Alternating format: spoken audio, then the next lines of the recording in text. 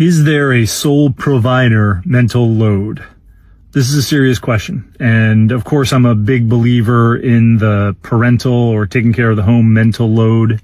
One, I would say absolutely. Two, I would probably talk more about emotional labor than mental load. When I think about mental load, I think more of cognitive, like left brain, logical thinking. When I think about sole provider, it occurs to me as much more of an emotional experience. My wife Alyssa right now is looking at changing jobs where I might be the sole provider in my coaching practice. And I definitely have a lot of emotions coming up about thinking about how to navigate that. I think how that shows up every day in practice is the emotional thinking of like, okay, where is the line that I can toe with my job about where the boundaries of my life and my job are? For example, when I was a sales development rep making cold calls every day, a lot of times I set boundaries like I need to go be with my family, I need to go with my sick toddler and wife. Towing that line, if you were a sole provider, which I wasn't at that time, towing that line of where is the line between me overstepping my accountabilities and responsibilities as a parent and staying in good graces with my company and the expectations that there are on me from,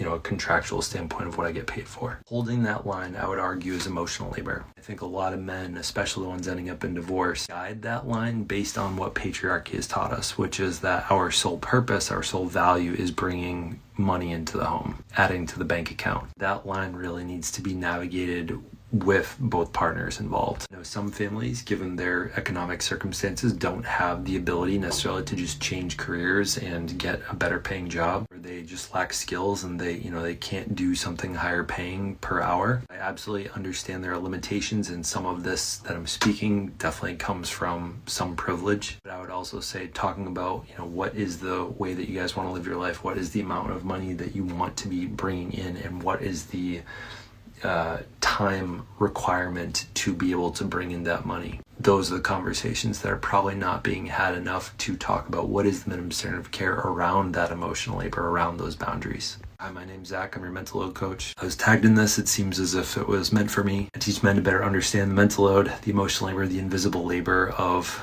really everything, but certainly romantic relationships, as well as improve emotional literacy. DM me the word guide if you want my mental load 101 PDF, 309 of my videos squished into one PDF.